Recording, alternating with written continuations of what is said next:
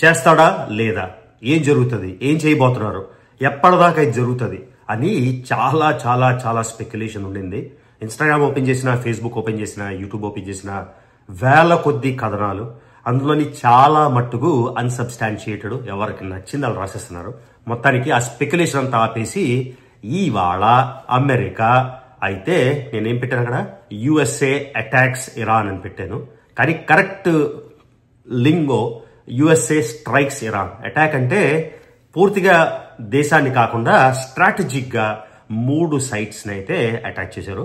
So ఇక్కడ నేను ఈ వీడియోలో ఇచ్చేది ఇన్ఫర్మేషన్ మాత్రమే, నా ఒపీనియన్ అవి పక్కన పెట్టేస్తాను. ఓకే, సో ఇదిగోండి, Iran is a beautiful country. Iranian people are amazing. నేను ఇరాన్ నుంచి తెచ్చుకున్న సోవెనియర్ ఇక్కడ నుంచి ప్రతి వీడియోలోని ఇది చూపిస్తా. ఈయన Cyrus the great, Cyrus the great, greatest emperor of Iran. ఇది పర్సిపోలిస్ నుంచి నేను కొనుక్కున్నది, నా సోవెనియర్ ఇరాన్ నుంచి. అక్కడ కూడా రోజుకొక దేశం ఫ్లాగ్ అయితే, రోజుకొక దేశం పిక్చర్ అయితే పడతా.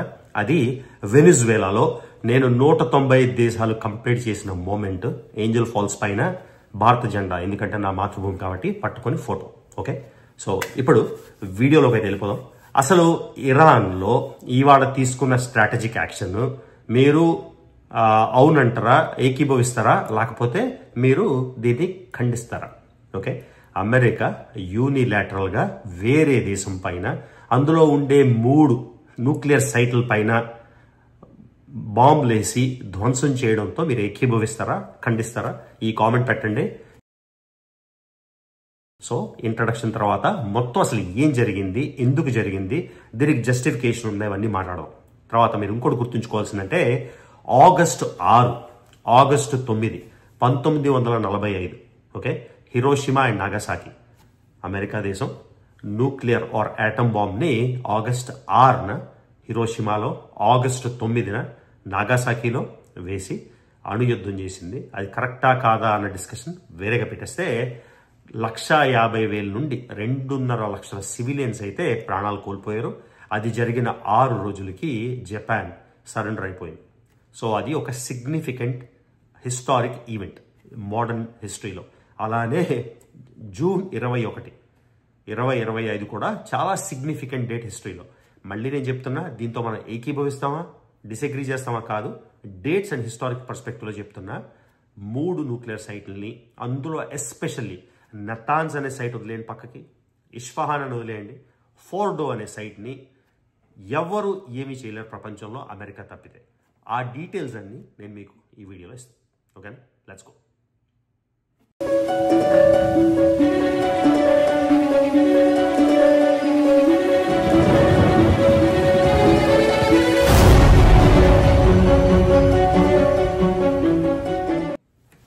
అమెరికా ఇవాళ స్ట్రైక్ చేయడమే కాకుండా 3 ఫెసిలిటీస్లో చాలా ముఖ్యమైనది ఫోర్డో. ఈ ఫోర్డో న్యూక్లియర్ ఫెసిలిటీ భూమికి 300 నుంచి 400 అడుగులు కింద కొండలలోన, పక్క దేశంలో కిరాణా హిల్ ఎలా ఉందో సిమిలర్ సిచ్యువేషన్లోని. సో ఈ లోపలుండే న్యూక్లియర్ రియాక్టర్స్ కానీ, సెంట్రిఫ్యూజులు కానీ, ఇంచుమించుగా మీకు నెంబర్స్ చెప్తాను, 2,000 నుంచి 20,000 సెంట్రిఫ్యూజులు యురేనియంని ఎన్రిచ్ చేస్తూ ఉంటాయి. సో అఫీషియల్గా 60% వరకు, ఎందుకంటే 60% వరకు యురేనియం ఐసోటోప్స్ ఉంటాయి. యురేనియం 235, యురేనియం 238, 235 ఎన్రిచ్మెంట్ని 60% వరకు అఫీషియల్గా అక్కడ చేయొచ్చు. సో 60% దాటి వేరే దేశాలు చెప్పేది ఏంటంటే, అమెరికా, ఇజ్రాయెల్ చెప్పేది ఏంటంటే, వీళ్ళు 60% కాదు 90% వరకు దీన్ని ఎన్రిచ్ చేస్తున్నారు. 90% వరకు యురేనియం కానీ ఎన్రిచ్ అయితే దాన్ని వార్ హెడ్గా లేకపోతే బాంబుగా వాడొచ్చు అని. సో ఇజ్రాయెల్ అయితే దీని గురించి ప్రియంటివ్గా, మళ్ళీ ఇది రైటా రాంగా డిస్కషన్ కాదు, మనం ఓన్లీ ఫ్యాక్ట్స్ ఏం జరిగింది మాట్లాడుకుంటున్నాం. సో ఇజ్రాయెల్ అయితే చాలా సైట్లో మీకు మనం చెప్పించాను, కర్మాన్ షా అని, లేకపోతే తెహరాన్ అని, తర్వాత అరాక్ అని, తర్వాత ఇస్ఫహాన్ అని, ఇలా రకరకాల సైట్లలోని వాళ్ళు క్లియర్గా అటాక్ చేసి పైన అయితే డ్యామేజ్ చేయగలిగారు. కానీ బుందేషార్ అనే ఒక పీస్ఫుల్ న్యూక్లియర్ ఎనర్జీ ప్లాంట్ ఉంది. ఇక్కడ చాలా మంది రష్యన్ సైంటిస్టులు అయితే వేలాది మంది పనిచేస్తున్నారు. కాకపోతే ఇది సివిలియన్ పర్పసెస్ కోసం న్యూక్లియర్ ఎనర్జీ హార్వెస్ట్ చేసే ప్లాంట్ బుందేషార్. సో రష్యా అధ్యక్షుడు క్లియర్గా ఇరాన్కి, ఇజ్రాయెల్కి ఆయన నోటీస్ ఏమి ఇచ్చాడంటే, వేల కొద్దీ మా ఓల్డ్ అక్కడ ఉన్నారు బుందిషార్లో, వాళ్ళు బయటకు వెళ్ళరు. మీరేమైనా అది అటాక్ చేస్తే దాన్ని రష్యాకి అగెన్స్ట్గా వార్ లాగా మీరు పరిగణించవచ్చు అని. ఇదే టైంలో చైనా అంటే పెద్ద సిగ్నిఫికెంట్ కంట్రీస్ ఏమున్నాయి ప్రపంచంలో, అందులోని న్యూక్లియర్ ఆర్మ్స్ ఉన్నది చైనా రష్యా కదా, అమెరికా ధీటుగా ఉండేవి. సో చైనా కూడా ఎట్టి పరిస్థితుల్లో ఇరాన్ దేశాన్ని వాటి సోవర్నిటీని భంగం కలిగించరాదని ఆయన చెప్పింది. కాకపోతే అమెరికా వాళ్ళ నేషనల్ ఇంట్రెస్ట్ ప్రకారం వాళ్ళు చేసుకున్న క్యాలిక్యులేషన్ ప్రకారం అయితే ఇరాన్కి ఎట్టి పరిస్థితుల్లో న్యూక్లియర్ బాంబ్ అనేది ఉండకూడదు అన్న ఏకైక దృక్పథంతో ఈ ఫార్డో సైట్ని అయితే ఇవాళ అటాక్ చేయడం జరిగింది. ఈ ఫార్డో సైట్ మళ్ళీ మీకు చెప్పాను 300 నుంచి 400 అడుగులు భూభాగం కింద ఉంటుంది. సో దీన్ని ఎవరైనా సరే నాశనం చేయాలన్నా డ్యామేజ్ చేయాలన్నా ప్రపంచంలో ఎవరి దగ్గర, చైనా దగ్గర లేదు, రష్యా దగ్గర లేదు, మీకు ఇంకే దేశం నచ్చితే ఆ దేశం ఎవరి దగ్గర లేని టెక్నాలజీ బంకర్ బస్టింగ్ బాంబ్స్. ఒక level of bunker busting bombs కావాలి. ఈ బంకర్ బస్టింగ్ బాంబ్ ఒక్కొక్కటి 30,000 పౌండ్లు. 30,000 పౌండ్లు సో 30,000 పౌండ్లు అంటే 13,600 కేజీల బాంబులు. ఓకే, అది ఏసీ. కానీ ఈ బాంబు క్యారీ చేయడానికి కూడా ఒక స్పెషల్ ఎయిర్ప్లేన్ అయితే కావాలి. దీని పేరు B2. ఈ B2 కూడా అమెరికాలోనే ఉన్నాయి. పోనీ ఇది ఏదైనా లేటెస్ట్ టెక్నాలజీ నిండా వచ్చిన ప్లేన్సా అంటే ఇది 1989 నుంచి అమెరికా దగ్గర ఉన్న B2. సో కేవలం ఈ విమానం మాత్రమే ఈ బాంబుని ఎక్కించుకొని అక్కడ డ్రాప్ చేయగలదు. సో B2 బాంబర్స్ ఇక్కడ అమెరికాలో మిజోరీ అనే ఒక రాష్ట్రం ఉంది. మిజోరీ రాష్ట్రం నుంచి డైరెక్ట్గా వెళ్ళి ఫోర్డోలోని 6 బాంబులు. మళ్ళీ చెప్తున్నాను కదా, బంకర్ బస్టింగ్ బాంబ్ ఏంటంటే 200 నుంచి 250 అడుగుల వరకు దాని ఇంపాక్ట్ ఉంటుంది. ఎంత కాంక్రీట్ అయినా డిస్మాంటిల్ చేసి లోపలికి వెళ్ళడానికి. సో మొత్తానికి అమెరికా 6 బాంబులు అయితే యూజ్ చేసింది ఫోర్డోలోని మొత్తం ఆ న్యూక్లియర్ ప్లాంట్ని. మళ్ళీ మీకు ఏదో చెప్పాం కదా 2,000 నుంచి 10,000 సెంట్రిఫ్యూజ్లు అని, 2,200 సెంట్రిఫ్యూజ్లు ఉన్న ఆ లొకేషన్ని ఒక బంకర్ బస్టింగ్ బాంబ్ వేసి అది పేల్చి దాని ఇంపాక్ట్ వచ్చాక 200 అడుగుకి వెళ్ళాక అప్పుడు రెండోది వేసి ఆ రెండోది ఇంకొంచెం చొచ్చుకున్నాక వాళ్ళు ఎక్కడ కాంప్రమైజ్ అవ్వకుండా మొత్తానికి 6 బంకర్ బస్టింగ్ బాంబులు వాడి B2 ఎయిర్క్రాఫ్ట్లో అటాక్ చేసి మొత్తానికి మనకొచ్చిన న్యూస్ బట్టి అంటే అమెరికా చెప్తున్న విధానం బట్టి 3 సైట్లు, ఎస్పెషల్లీ ఇక్కడ మీరు మ్యాప్ చూడండి, మ్యాప్లో ఎన్నో న్యూక్లియర్ ఎనర్జీ సైట్లు ఉన్నాయి. ఓకే, కానీ అమెరికా పరంగా ఇజ్రాయెల్ పరంగా ఈ 3 సైట్లలోనే న్యూక్లియర్ బాంబ్ కానీ బాలిస్టిక్ మిజైల్స్ కానీ చేయడానికి ఆస్కారం ఉంది కాబట్టి ఆ 3 సైట్లని అయితే లేపేశారు. సో ఇప్పుడు ఇరాన్ ఎవరికి తెలియకుండా ఇంకెక్కడెక్కడెక్కడో అండర్ గ్రౌండ్లో చేస్తుందా అంటే పాసిబిలిటీ ఉంది. కాకపోతే ఇంటెలిజెన్స్ అమెరికాది కానీ ఇజ్రాయెల్ కానీ చాలా గుడ్ అని ఎలా చెప్పొచ్చు అంటే వాళ్లకున్న IRGCలో టాప్ అఫీషియల్స్ని, వాళ్ళ ఆర్మీ చీఫ్ని, న్యూక్లియర్ సైంటిస్ట్ని ఎక్కడో 2,000 కిలోమీటర్ల దూరం నుంచి వాళ్ళు పడుకుంటున్న బెడ్రూమ్ కిటికీలోంచి మిజైల్ పంపించి చంపేశారంటే ఇన్నఫ్ టెక్నాలజీ ఉంది. సో అఫీషియల్గా అమెరికా స్టాండ్ ఏంటంటే ఇరాన్ ఈ ప్రస్తుతానికి కొన్ని 10 సంవత్సరాల వెనక్కి న్యూక్లియర్ టెక్నాలజీలో వెళ్ళిపోయింది. కనుచూపు మేరలో వాళ్ళకి న్యూక్లియర్ బాంబ్ దొరికే అవకాశం లేదు అని ఒక స్టేట్మెంట్ అయితే అమెరికా ప్రెసిడెంట్ ఇచ్చారు. అంతేకాకుండా అమెరికా క్లియర్గా ఏం వార్న్ చేసిందంటే దీనివల్ల ఎలాంటి బ్యాక్లాష్ వచ్చినా ఓకే మేము ఈసారి ఓన్లీ ఈ స్ట్రాటజిక్ 3 సైట్లని అటాక్ చేసాం. ఓకే, సో అందుకే 3 అంటే 3 సైట్లని మేము ఇవాళ డిస్ట్రాయ్ చేస్తున్నాం. అది ఇస్ఫహాన్ తర్వాత ఇస్ఫహాన్ వీడియో ఆల్రెడీ నా ఛానల్లో ఉంది. ఎవరికైనా ఇస్ఫహాన్ ఎలా ఉంటుంది చూడాలంటే చాలా బ్యూటిఫుల్ సిటీ నా ఛానల్లో ఉంది. అలానే నతాన్స్, అలానే ఫోర్డో. ఈ ఫోర్డో అన్నది చాలా ఇంపాసిబుల్, ఓన్లీ అమెరికా దగ్గర కెపాసిటీ ఉంది కాబట్టి ప్రెసిడెంట్ అయితే ఇంకెవరూ చేయలేరు, ఇది మేమే చేయగలం. అది కరెక్టా కాదా పక్కన పెట్టేస్తే ఆయన ఇచ్చిన స్టేట్మెంట్ యథావిధంగా నేను చెప్తున్నా. అంతేకాకుండా ఆయన క్లియర్గా ఇరాన్కి వార్నింగ్ ఇచ్చాడు, ఈ 3 సైట్లతోనే మేము వదిలేస్తున్నాం, ఇంకా పీస్ మొదలవ్వచ్చు. సో చిన్నప్పుడు మేము డిబేట్లు చేసినప్పుడు గుడ్లో నేను చదువుకున్నప్పుడు ఒకసారి మాకు ఒక ఎలక్యూషన్ అయింది. ఎలక్యూషన్లో నాకు గుర్తుంది ఈ ఖలిస్తాన్ గురించి అప్పుడు జరుగుతున్న విషయంలో the peace flows through the barrel of a gun అని నేనే చెప్పాను ఒక ఎలక్యూషన్లో. I'm trying to recollect the exact statement.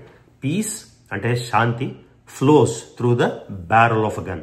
మీరు చాలామంది అడుగుతారు, అరే 3 సైట్లని 30,000 పౌండ్లు అంటే 13,600 కేజీల బాంబులు ఆరేసి యూనిలాటరల్గా బ్లాస్ట్ చేసి ఇప్పుడు పీస్ అంటారేంట్రా అని.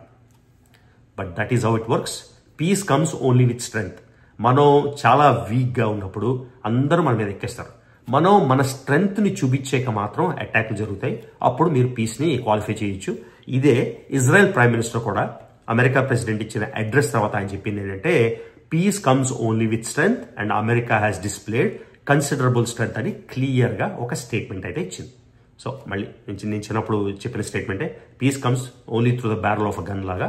ఈ స్ట్రెంగ్త్ తర్వాత అమెరికా ప్రెసిడెంట్ చెప్పింది ఏంటంటే, ఇక్కడతో ఇంకా ఆపేసేయండి. ఓకే, ఇక్కడి నుంచి ఓన్లీ పీస్కి మనం తావిద్దాం. ఓకే, కానీ మాకు ఈ పీస్ కుదరదు అని మీరు కౌంటర్ అటాక్లు చేస్తే ఇరాన్లోని ఏ సైట్ అయినా కొద్ది నిమిషాల దూరంలోనే మా దగ్గర ఉంది. సో ఏ లెవెల్కైనా ఎలాంటి అటాక్లైనా మేము చేయగలం. ఎందుకంటే మోస్ట్ డిఫికల్ట్ స్ట్రైక్ ఫార్వర్డ్ దానినే చేసేసాం కాబట్టి మిగతా అంతా లెక్కలేదు అని. ఓకే, మళ్ళీ చెప్తున్నాం కదా, ఇది మంచా చెడా అన్న పర్స్పెక్టివ్ పక్కన పెడితే జరిగింది ఏందో మీకు చెప్తున్నాను.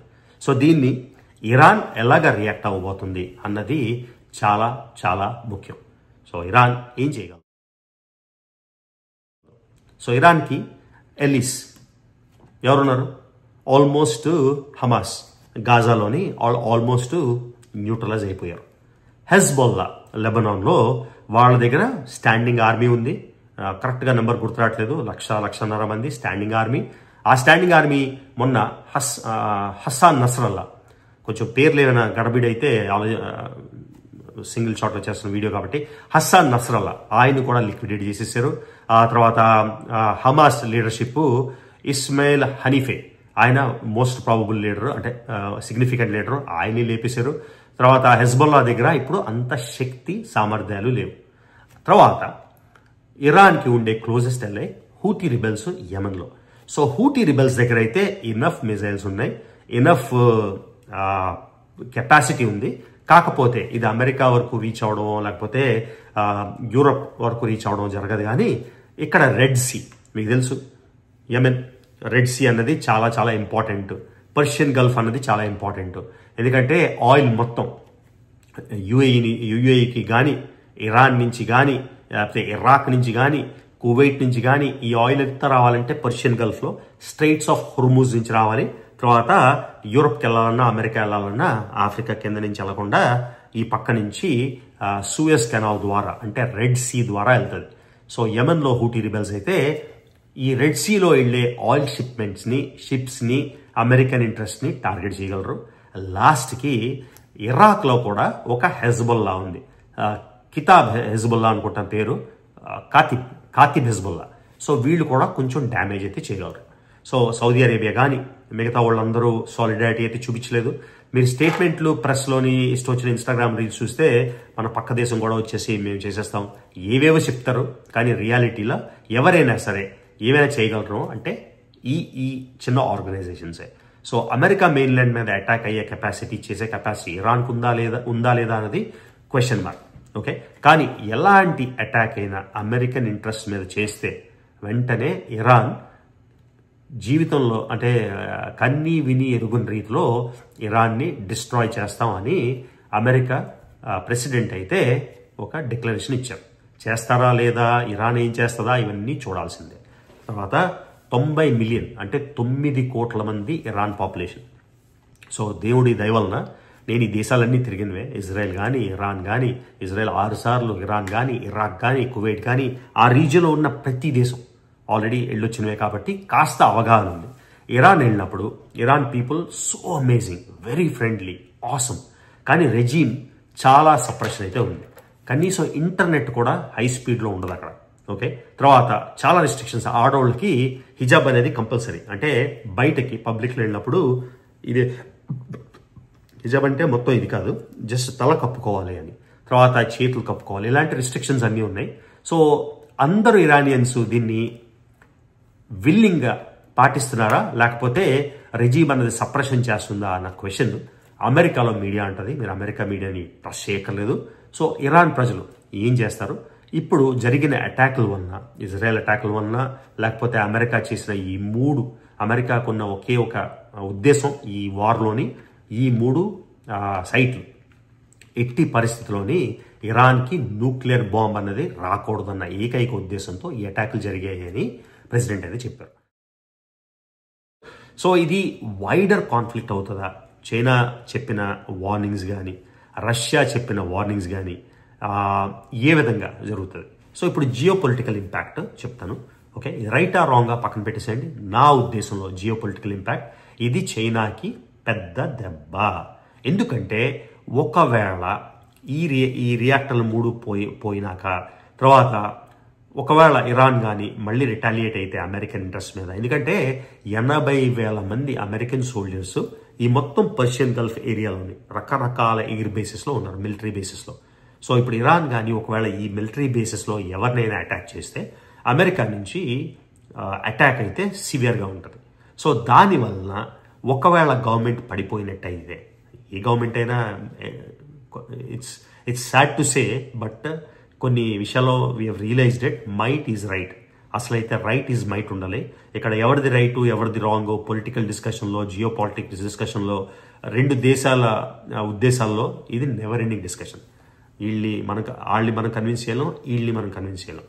So it's a waste of time debating. అందుకే ఫ్యాక్చువల్ స్టేట్మెంట్ లెక్క మాట్లాడితే ఒకవేళ కానీ ఈ ప్రస్తుతం ఇరాన్ గవర్నమెంట్ పడిపోయి pro American pro Israeli government ఇరాన్లో వస్తే చైనా రోజుకి లక్షల లీటర్ల చమురు పెట్రోల్ ఇరాన్ సప్లై చేస్తుంది చైనాకి.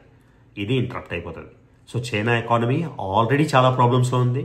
ఒక్కసారి ఈ ఆయిల్ సరఫరా ఆగిపోతే చైనా ఏం చేస్తుంది? సో చైనాకి ఇది బ్యాడ్. నా ఉద్దేశంలో రష్యాకి కూడా ఇది బ్యాడ్. ఎందుకంటే ఇరాన్ చాలా స్ట్రాటజిక్ మిజైల్స్ డెవలప్ చేస్తుంది, డ్రోన్స్ డెవలప్ చేస్తుంది.